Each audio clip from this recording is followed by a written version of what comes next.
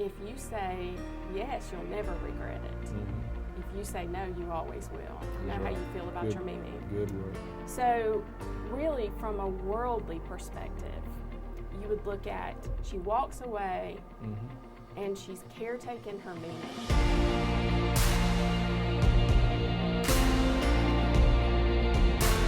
And I can firmly say it is one of the wisest investments of my time I've ever made. Yes. Never regret that. Alicia, I've known you for many years, but tell me pretty much your story, your background. Okay. You know, I am married to Gary, and we have 3 sons, Garrett, Yes. Alex, and Weldon. And you've also had now some health problems with children. I mean, you've gone through some scares that a lot of parents, you'd never wish it on anyone, but God brought you through. Tell me about that for just a moment, please. So our son Weldon, when he was about 14, he came to me and said, you know, Mom, my heart is racing a lot. So he comes to me one night at the house and he says, it's happening right now. And he was white as a ghost and clammy, and I put my hand on his heart, and I thought that boy's heart was going to come out of his chest. I have never felt a heartbeat that fast. We went to the doctor. She listened to his heart, and she said, you need to get to a cardiologist. And after a series of tests, he had 2 conditions, SVT and EAT. So they explained to us that he needs surgery. They were able to burn it off. It's a 95% success rate for that sort of surgery, so he has only a 5% chance that it would ever reoccur. Oh, what a blessing. And you've seen him. He's yes. here praising the Lord, be. Playing the guitar, singing, leading worship. Yes. Well, and that's got to be for a parent.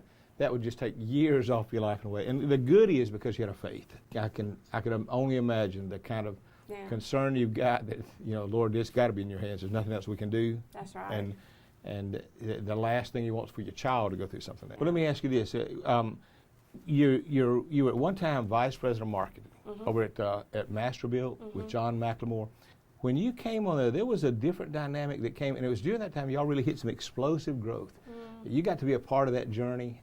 It went from, like, you know, it was more known in the South, and suddenly it became known everywhere and took off. My tenure there, I saw it more than double in size, and that's really, you talk about explosive growth, that's huge. So that was the hardest thing to also walk away from at the end of that. How long did it take you to kind of start thinking about, was there a wrestling in your spirit at some time? Yeah, I was wrestling with God and not being obedient to Him asking me to leave, and I could not find rest in my spirit. And so it was miserable for me because it was a spiritual battle going on. About a year before I left, the Lord really started sending me some clear messages to walk away. And I like to think I've been pretty obedient to the Lord in my journey, but for me, I also look back on my life and think I never didn't have a plan for what's next.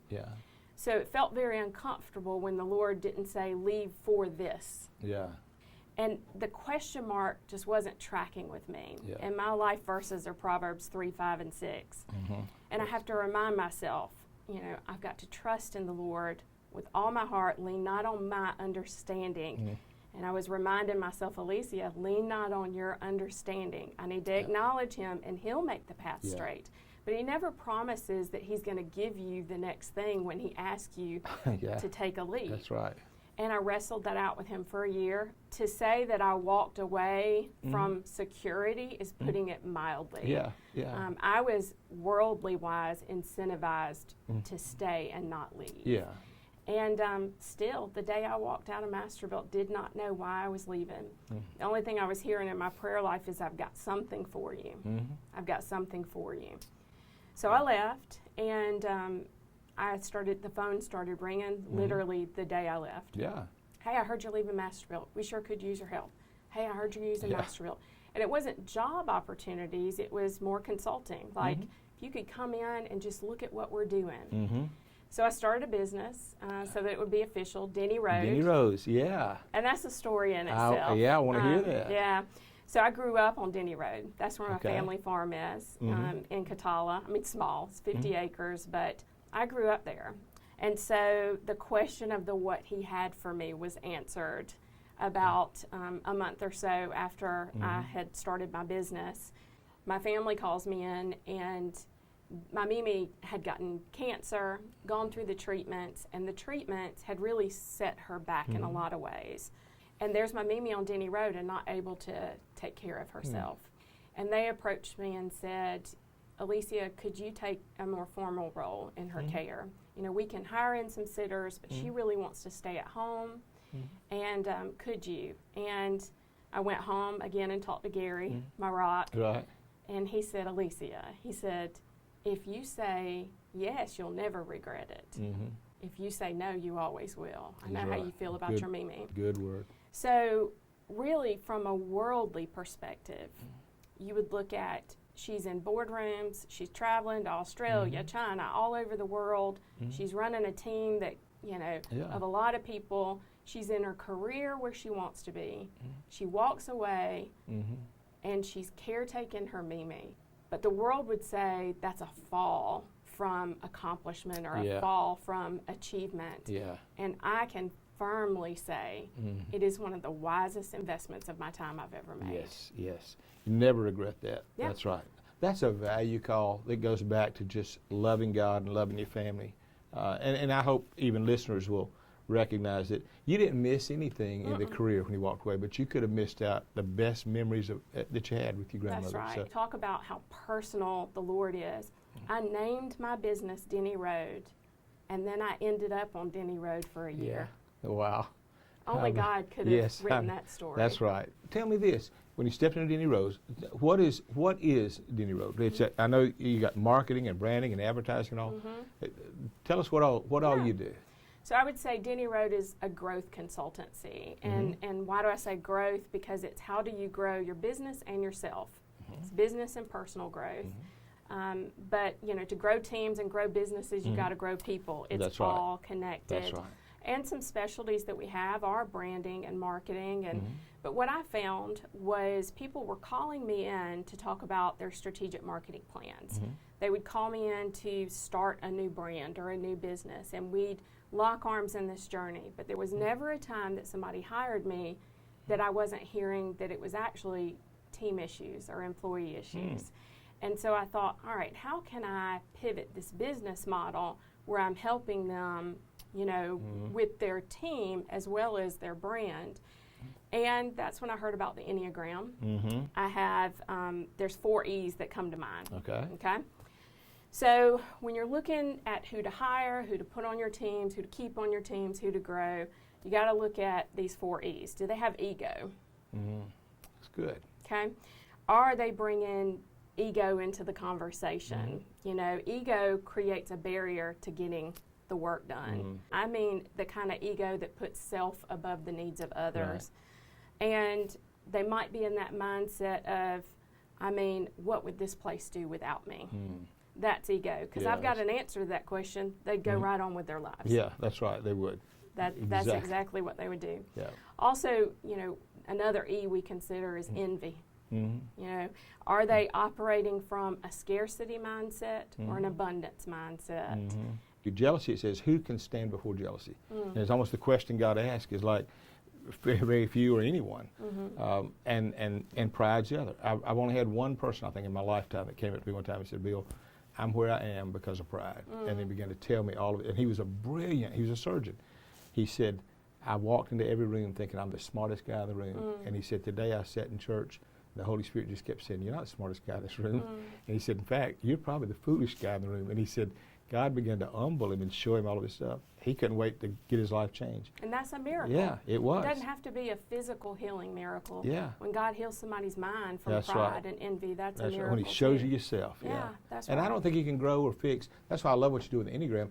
I don't think you can fix anyone else till you fix yourself. And I think you've got to work on you. And until you know yourself, Cicero said about know thyself. Yeah. And I think if you don't know yourself, you'll get into a lot of roles that you shouldn't be in. You'll be doing things that are against your strengths. That's right. That's right. And the third E, I would say, is engagement. Is this just a job for them, or are they plugged into the mission and vision of the organization? Are they just clicking a like button by filling a seat when they get there and then going home? or are they really engaging in their job? Yeah. Are they there to be, again, on mission, on vision, and work together as a team? Yeah. Yeah. And then the last E, which brings up the Enneagram for me, is empathy. Mm-hmm. Yeah. You know, for me, one of the biggest challenges on teams is when people lack empathy. It's that emotional intelligence thing. Yeah. If you expect others to see the world the way you see it, react the way you react, have the same skill sets you have, you're not practicing empathy. What I wanted to find out was, what are the motivations and fears that are underneath and driving these behaviors? And the Enneagram was a tool that did that. And so it has been an awesome tool for people to practice empathy and get to know themselves. If I would say anything to a business owner on the team or that's listening to this, I would just say, look, I know that you're probably thinking, look, I got a business to run, I got finances, I got all these challenges, and now you're telling me I got to coddle and pay attention to the soft skills of my employees. Yeah. And I would just say, look, your ultimate goal is to grow your business, right? Your ultimate goal is to meet your goals. So your goal is not to die, it's to grow, okay? And so if your goal is to grow, you need to understand that if we can do more to learn about that and address those things, we actually will be able to grow. That's right. But if you ignore it and you treat your employees like robots that come to the table to do a job and they don't bring their history with them, then good luck growing. Yeah. Now, how many, is there 8, 9 types, basic types? There's 9 types. 9. So there's a 1, it's the strict perfectionist. There's another moniker for it called the improver, because they just wince when you call them a perfectionist, but they want to improve the world. But their motivation is to do the right thing. At the core of everything, their highest motivation in life is, I want to do the right thing and be good.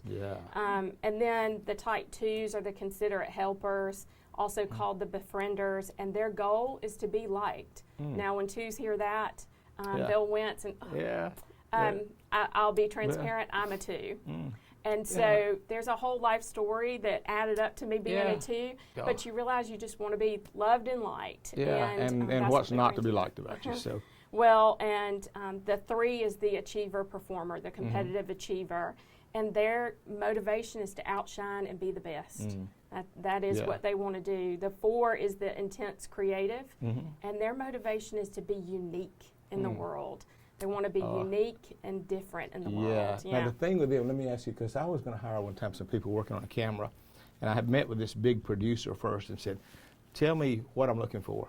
He said, if they're really good, they're also going to have a hard time meeting deadlines, and they don't know when to put the paintbrush up. And he said, your job, the manager or whoever, is make sure, okay, you got a deadline, let's meet it, let's put it up, because they'll never put that paintbrush up. That's right. And a 5 is the quiet specialist, also called the investigator, and they have motivational need to understand. Knowledge is power for them. A 6 is the loyal skeptic, and they have that motivational need to be safe.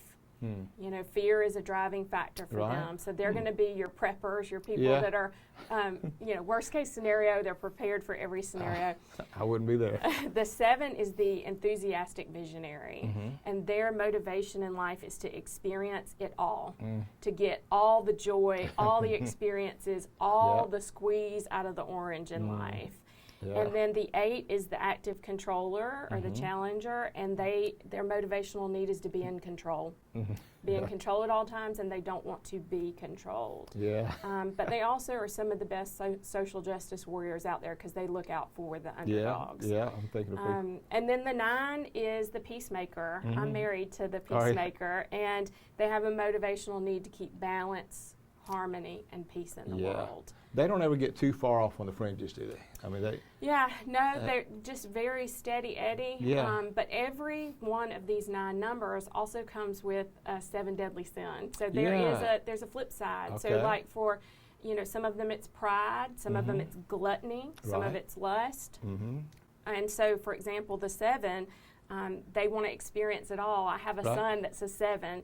He is the most joyful human being you'll ever be around. But the sin is gluttony, because it's just, I want the most of everything. But it's all joy all the time. And so a 7 can have a hard time sitting in deep emotion or being still and really addressing issues that need to get addressed. Yeah, it's not fun. No, Yeah. exactly. Do you know what your Enneagram number is? I really don't. I've had some people tell me I was near an 8 or something like that. There's a part of me, I like to fix things. Let's just get it fixed. I like a mission. I have no problem. I hold back, and I've learned it through the years. I have no problem saying what I think. I've had to learn over the years just say it. But if there's a problem, because I could take correction. I mean, I've had people all my life correct me, so I just always assumed, just tell them. You know, they'll get it. And my wife will sometimes say, Bill, don't tell them that way. You know, preface it a little bit. Yeah. No, I don't have time. I'll just call them and say, look, but I've learned what she's saying is right. But I care, and the biggest thing I hate about me is I care too much sometimes. I'd say, Bill, if you didn't just put your heart out there. And so that passion kicks in there. Yeah. I can be reckless, and I can run over. In the early days I did. I pushed people further than they should have gone, and they didn't have the energy to keep up. I could go night and day, and they'd be falling off, and I'd say, what's wrong with them? And then I realized over the years they just weren't wired the same way. Alicia, I love the fact, I say this, that you came out of a background that, like all of us, you didn't know where he's going to end up at. You had no idea that I'd have the experiences I've had, the children I've had, the husband I have, all this. It's kind of like you just say, Lord, I'm walking through this course of life. Sometimes I did it on my own.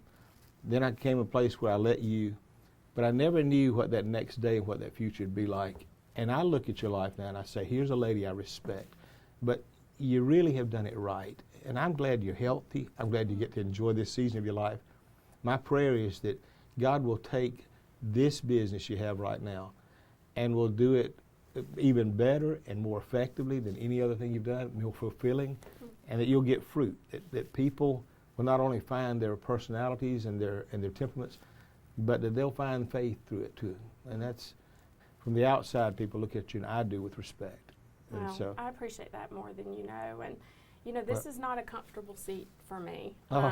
You know, sitting here and sharing my story and sharing, if you had asked me to come and help you share your story, or if you'd asked me to prop up somebody I was working for or with, that's my jam. I love to be in the corner of the room propping somebody up. And it's a real challenge for me to share my story. Yeah. And I think that, you know, yes, I hope someone listening to this thinks, you know, I got some good nuggets for my business. Yeah. But if the nugget you took today was to set your eternity. Yeah. Yeah. And if what the conversation we had today does good for the kingdom more than good for my business, then this was a worthwhile appointment. It was. It really was. And I'm grateful. Thank you so much for being here. Thank you so much for watching this episode of the BP Leadership Podcast. Now, if you enjoyed this episode and all of our other ones, we need you to do a few things for us. We need you to subscribe to the channel if you have not already. We need you to like these episodes, comment on these episodes, and share them with a friend. We want the world to see the incredible content that Bill Purvis is consistently pushing out right here on this platform, BP Leadership Podcast. So make sure you do that if you haven't subscribed already, whether that's on YouTube or all of our awesome audio platforms that we're listed on, so that everybody can hear this. So make sure you like, you comment, you subscribe, and you share the BP Leadership Podcast.